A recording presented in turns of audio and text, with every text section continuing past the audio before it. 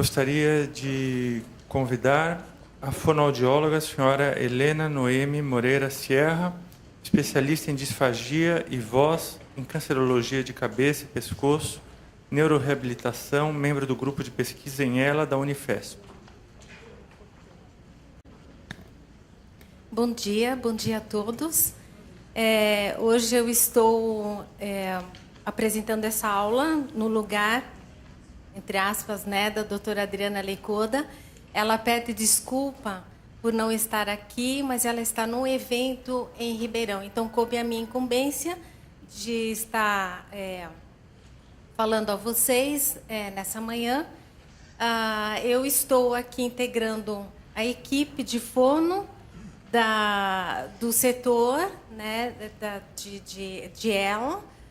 E eu quero apresentar a fonoaudióloga Persília, que estará aqui comigo também. No final, quando vocês colocarem perguntas para nós, então a Persília estará comigo.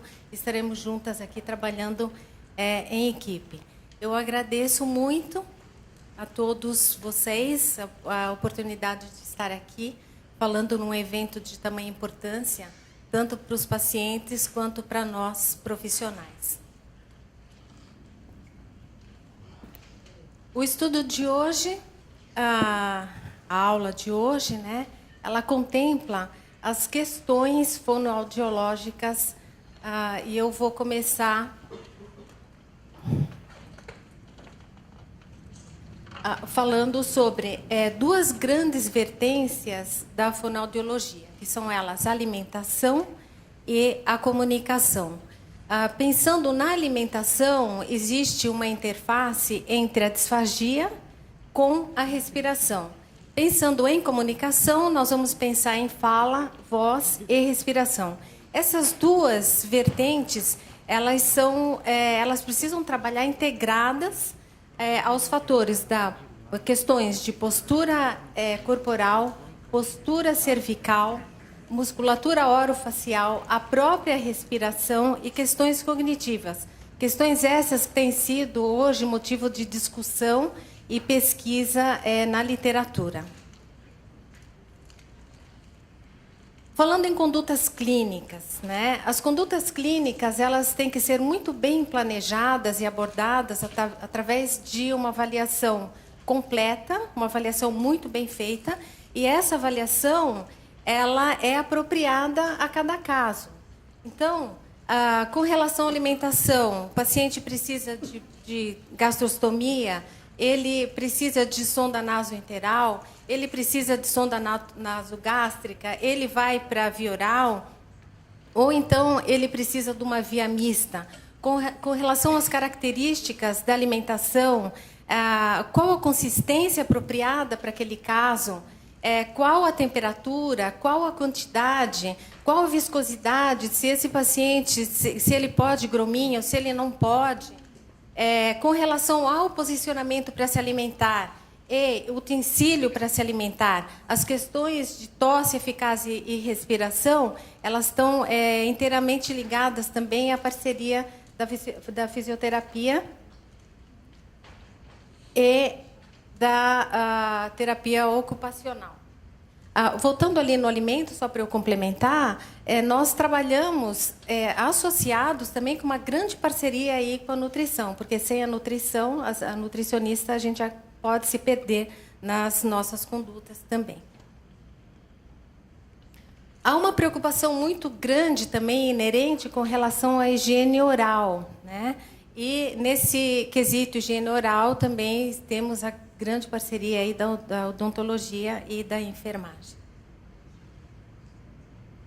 Ainda falando em condutas clínicas, né? E voltando agora a atenção para a comunicação. Qual a medida certa para se falar? Qual é a hora de parar de falar? Já que a gente tem um grande chavão aí de que o paciente não pode se cansar. Então, como que funciona isso, né? Como melhorar os padrões de fala e voz? Quando usar, qual o momento correto aí de entrar com a comunicação alternativa, né? Que sistema eu vou usar? É um sistema computadorizado? Se é necessário que a gente esteja treinando o cuidador, treinando o interlocutor. Esse paciente ele precisa ter também uma vivência com o computador, com a máquina. Que código comum nós vamos usar a todos? E com relação ao BIBAP, aí eu deixo essa pergunta para vocês fazerem depois na mesa redonda, né? O paciente pode falar ou, afinal, ele não pode falar com o BIPAP? Então, toda a equipe de profissionais, incluindo os cuidadores, incluindo o interlocutor, familiares, os profissionais, eles precisam falar a mesma língua aí com o paciente, né?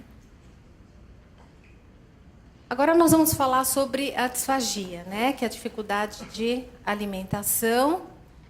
E nós vamos apresentar alguns estudos. Esse estudo é um estudo epidemiológico, feito no Brasil, né, com profissionais brasileiros. E o que a gente vê? Que a maior queixa dos pacientes está relacionada à disfagia, que é a dificuldade de alimentação, e à disartria, que são as dificuldades de fala e voz. Passando para um outro estudo, que é um estudo sobre... Foi realizada nasofibroscopia da deglutição, realizada por otorrino e fonoaudiólogos, e aqui está também a nossa parceira aqui, a Per, né, que entrou nesse estudo, né? O que foi percebido e visto e analisado, né? A presença de penetração laríngea e aspiração traqueal, e isso foi observado antes, durante e após a fase faríngea.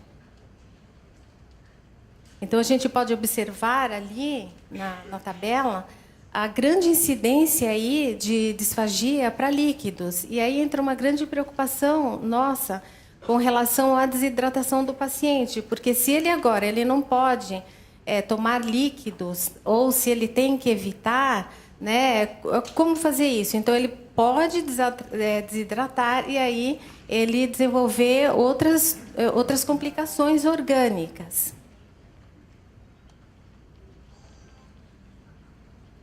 Aqui a gente pode ver uma imagem, apenas para elucidar e para explicar, né, com relação à aspiração traqueal. Então, vejam só, nessa primeira imagem,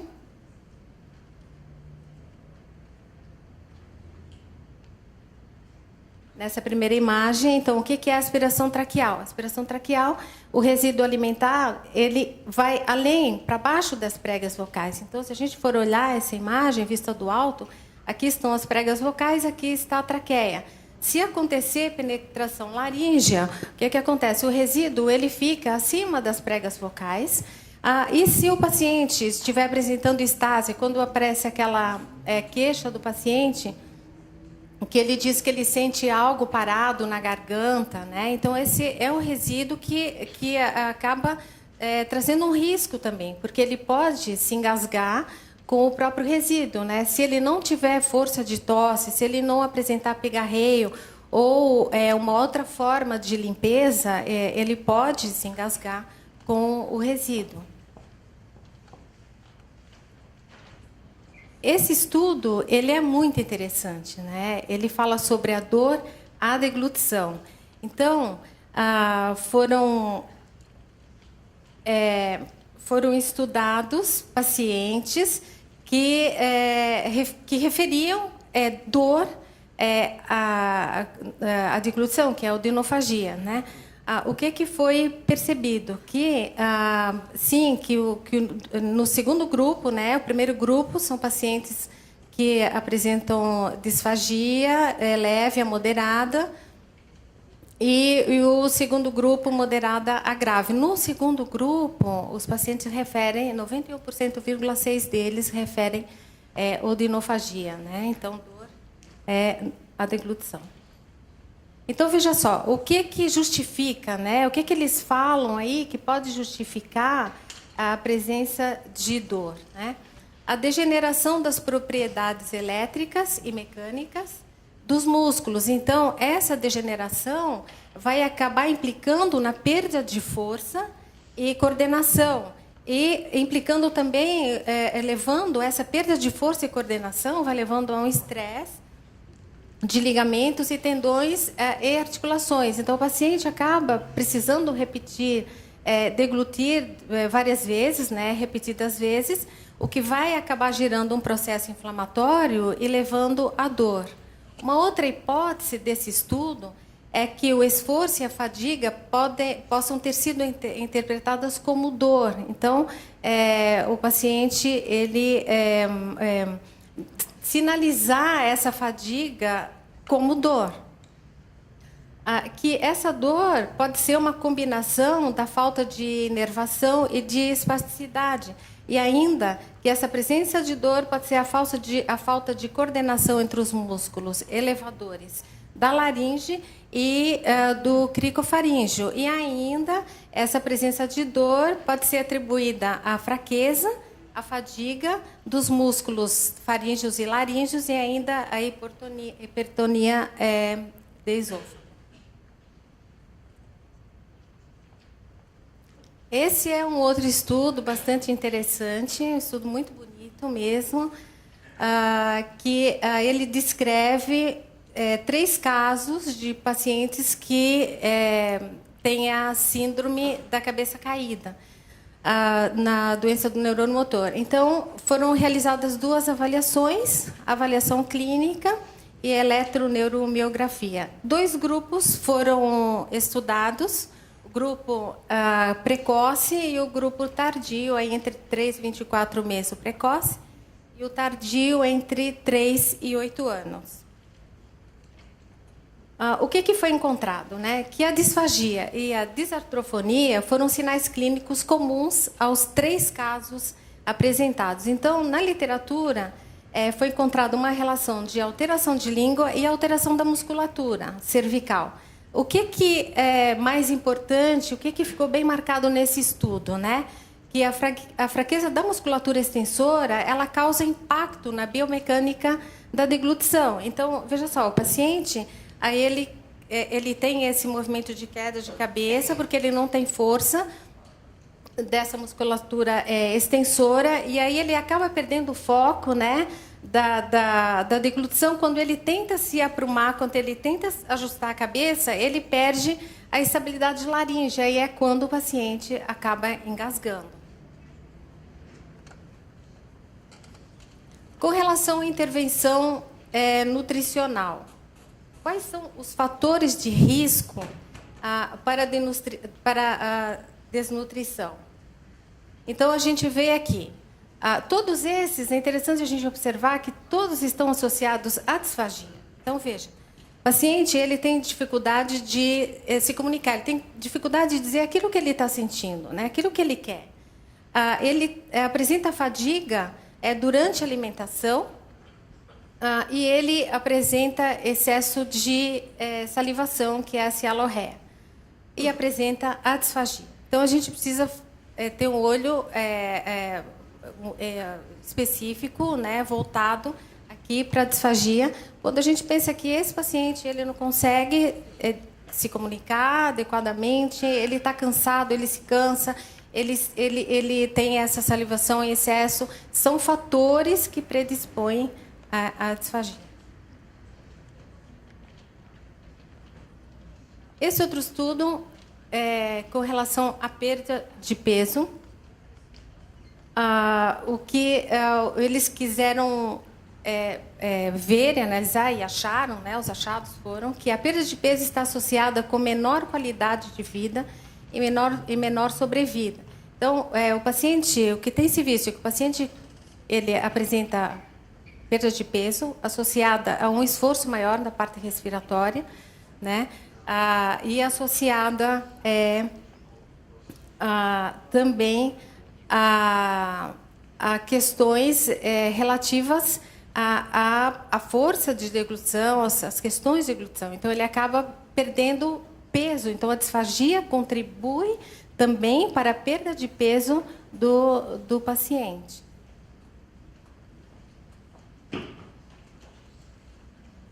Esse estudo, continuando, né, falando da qualidade de vida, nesse estudo o que pôde se observar?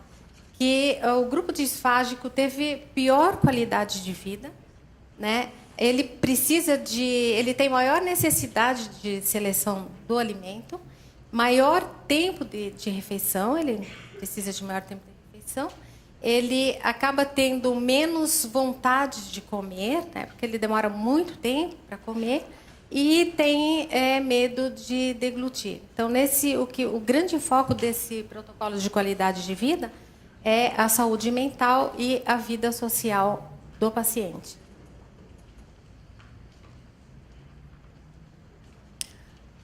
Esse outro estudo, foi feita uma correlação entre 2 grupos, paciente com doença de Parkinson e paciente com esclerose lateral amiotrófica. Então, o que foi visto aí? Avaliado, foi realizada uma avaliação clínica, realizada uma nasofibro, aplicada a escala FOIS e feita uma análise de prontuário fonoaudiológico para decidir condutas. Com relação à intervenção fonoaudiológica, quais as condutas, então, que foram estudadas aí? Modificações na característica do bolo alimentar, estratégias compensatórias e sensoriais, manobras de proteção, deglutição com esforço. Aqui, a deglutição com esforço é no momento da deglutição. Então, é funcional, é diferente de se trabalhar o músculo isolado. Fracionamento da refeição, introdução de via alimentar diferente da oral, contraindicação de exercício resistido para melhorar a força de língua. Então, aqui o que fica bem marcado é ali. Tratamento em estágios precoces pode auxiliar o paciente a desenvolver mecanismos adaptativos e, assim, diminuir o risco de aspiração. Esse estudo foi apresentado no congresso anterior, que é de uma fonoaudióloga, que é a Yunusova,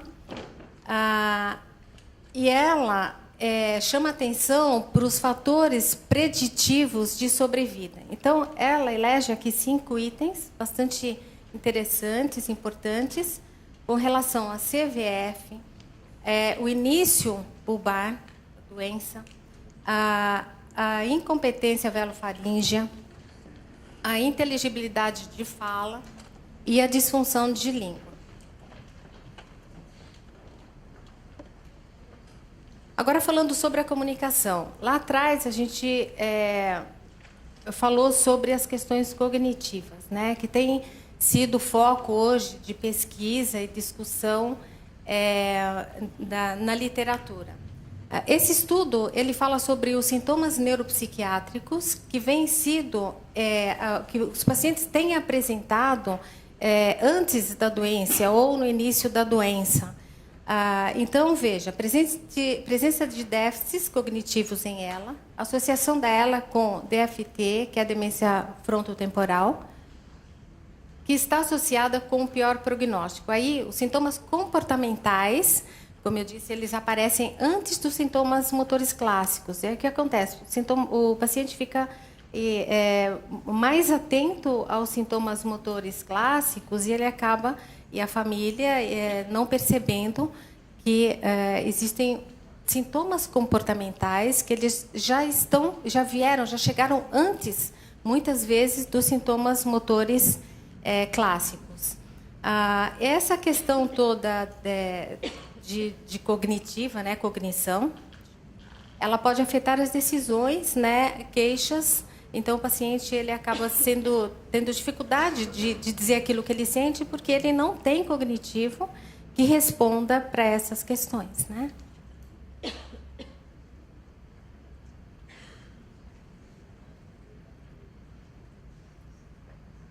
Esse estudo também, bastante interessante, muito bonito também, que ele fala o que está atrás da disartria, né? Então, o que está atrás da disartria? Vamos ver, né?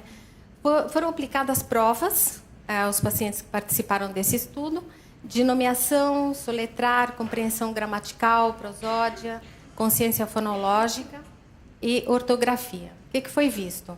A alteração de comunicação não pode ser atribuída somente à disartria. O que a gente vê? Que atrás da disartria, o paciente já apresenta um problema, uma questão de linguagem, né? E aí a gente vai casando isso com a questão cognitiva.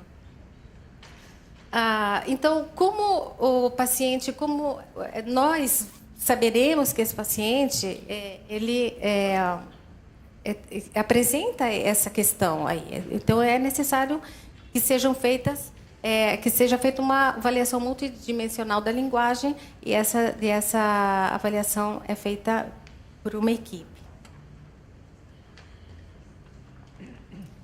Aqui, com relação à fala, a gente vai fechar agora com esse estudo, né? Esse estudo é um estudo qualitativo.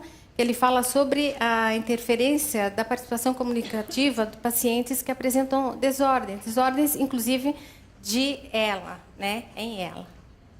Né? O que os participantes referiram, né? Então, eles descreveram situações em que eles vivenciaram a interferência na participação comunicativa. Surgiram 2 temas aqui, né?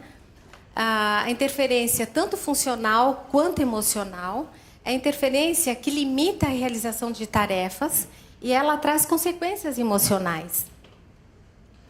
Esses sujeitos, eles descrevem muitas variáveis que vão contribuir para interferir na sua participação na conversa. E esse controle limitado sobre algumas variáveis, como os sintomas e o contexto ambiental. Então, por exemplo, se ele está aqui no momento onde existe muito ruído, por exemplo, ele não tem condições de dizer abaixa o volume, né? Então, essas interferências, essas questões, né, vão interferir nas decisões pessoais e prioridades e vão influenciar aí na qualidade de vida desse paciente. O que a gente quer fechar aqui dizendo que todas as questões abordadas, né, elas uma a uma, elas vão contribuindo para que o nosso paciente ele venha a ter dificuldades, e nós, como profissionais, precisamos estar atentos a todas essas questões e abraçá-lo, né? E orientar também familiares e cuidadores, enfim. Então, deixamos aqui o todo e as partes. O todo é, ao mesmo tempo, maior e menor que a soma das partes. Quero agradecer em nome da Adriana, deixar um beijo da Adri para todos vocês e deixar o e-mail dela, então, adrileico.oda.ol.com.br. Um grande beijo, obrigada pela atenção.